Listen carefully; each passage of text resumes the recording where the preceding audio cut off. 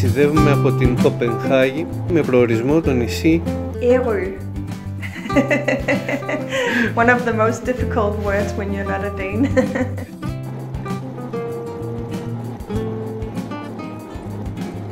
Οι κάτοικοι του Aero, 45 χρόνια περίπου πριν, στην πρώτη ενεργειακή κρίση, αποφάσισαν σταδιακά να απεξαρτηθούν από το πετρέλαιο. Πηγαίνουμε λοιπόν με ένα ηλεκτρικό αυτοκίνητο, το Tesla Model 3, σε ένα πράσινο νησί, όπου μάλιστα η μετάβαση στο Aero πραγματοποιείται με ένα αμιγώς ηλεκτρικό ferry boat.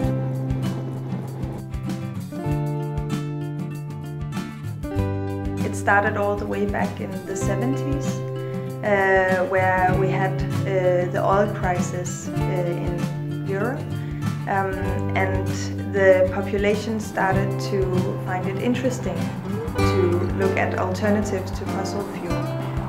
So in the beginning of the 80s, we had our first wind turbine farm here on Aero, and it was actually the first one in Denmark. And the stocks in the wind turbines were sold to people with an address on Aero, so only locals could buy stocks. And this local ownership is something that has defined the green transition on Aero the whole way through, and has secured much more support from the local community, which is usually one of the large barriers for a green transition, that you support green energy, but not in my backyard. But if you own the infrastructure that's in your backyard, the picture tends to be very different.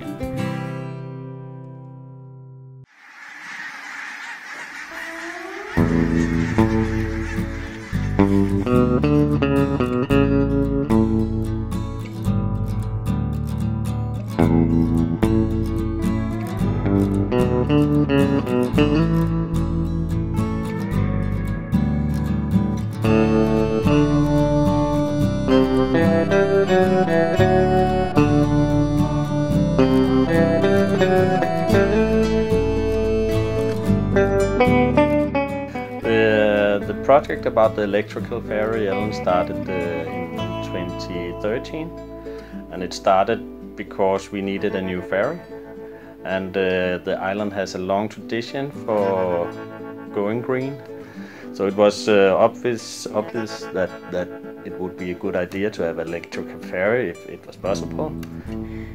It's been a very pricey project, and the ferry has of course been much more costly than a conventional ferry, because there is a lot of innovation in this project, otherwise we wouldn't have had any funding from the EU.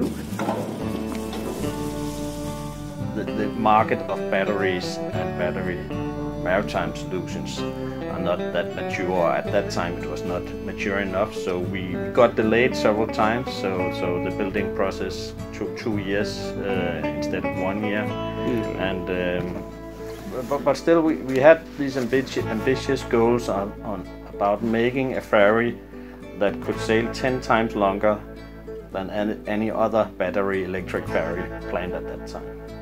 And that was very ambitious, and there should be no diesel engine, not even an emergency generator using diesel.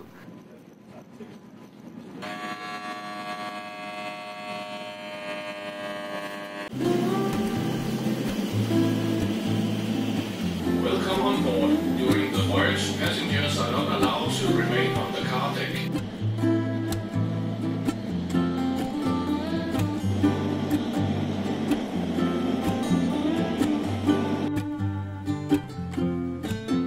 Now that it's sailing properly and being reliable, people are more prone to support the project, and a lot of people are responding positively to the experience of sailing with this ferry. The silence, no smoke, no pollution.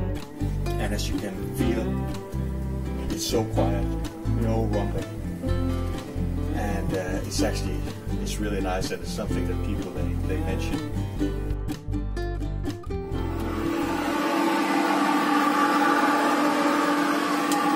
So here we have 420 batteries, 840 altogether, which gives us 4.3 megawatt hours.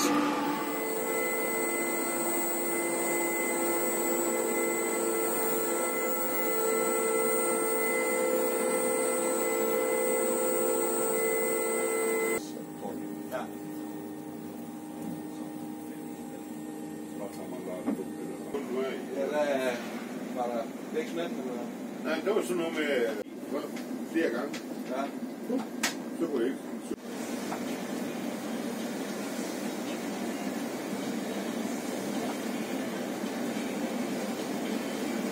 It's the best place on the ship.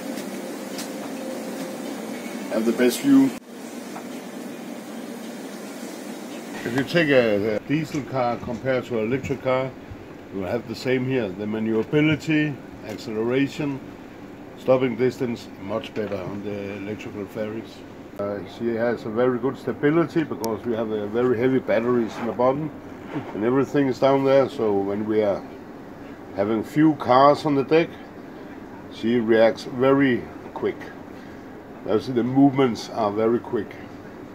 But the more cars you have, trucks, the better she is.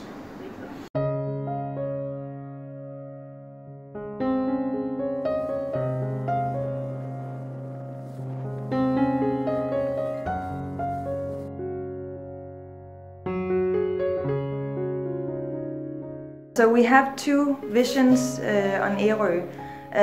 One which has been with us for a while. We intend to be CO2 neutral and self-sufficient with renewable energy by 2025. And 2 years ago, the municipality decided on a very ambitious goal, which is difficult to obtain, namely being fossil-free in 2030. So that's in 10 years. We are very busy to reach that goal, yeah.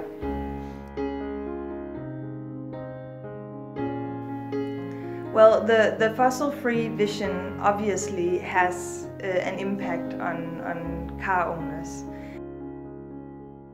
A lot of people are set off by the upfront cost of an electric car, which is completely understandable, but you save a lot in maintenance and you save a lot in fuel costs. So we need to demonstrate this case for the population on Aero in order for them to fully understand what it means to own an electric car. A lot of people are also skeptical about the range of an electric car, which is slowly becoming less and less relevant because they can drive so far now and there are fast chargers all over the country. And also if you want to drive on vacation to the southern part of Europe, you also have a very good charging system all the way through Europe.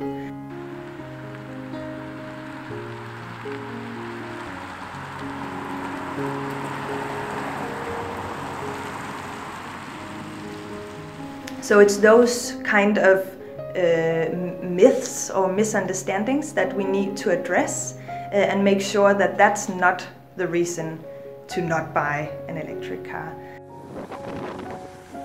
Πιστεύετε πως τα ελληνικά νησιά θα μπορούσαν να ακολουθήσουν το παράδειγμα του Aero? Περιμένουμε τα σχόλιά σας κάτω από το βίντεο.